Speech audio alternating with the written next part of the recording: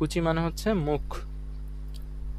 মুখ দেখতে কিরকম হয়, একটু গোলাকার, তাই না? বাট আমরা জানি কি যে জাপানিজ কাঞ্জি আঁকার সময় গোল জিনিস কি হয়ে যায়, চারকোনা হয়ে যায়। তো সেই গোল মুখটাকেই যদি একটু মডিফাই করে আঁকি চারকোনা করে, তাইলেই হয়ে যায় কি এই যে কুচির কাঞ্জি।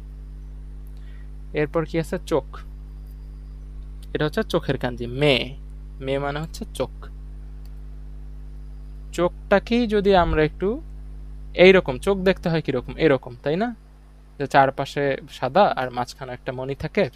তো এটারই যদি আমরা 90 ডিগ্রি অ্যাঙ্গেলে ঘুরিয়ে দেই তাহলে দেখতে হয় কিরকম, এইরকম একটু গোলাকার টাইপের তো চোখ নাকি।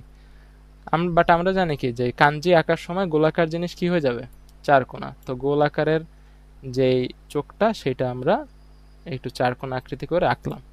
এরপর চোখের মধ্যে একটা কি থাকবে, চোখের মধ্যে থাকবে হচ্ছে একটা চোখের মণি। এই হচ্ছে একটা চোখের মণি দিয়ে দিলাম। এরপর কি হয়ে গেল, এটা হচ্ছে মে, চোখের কাঞ্জি। তারপরে কি আছে,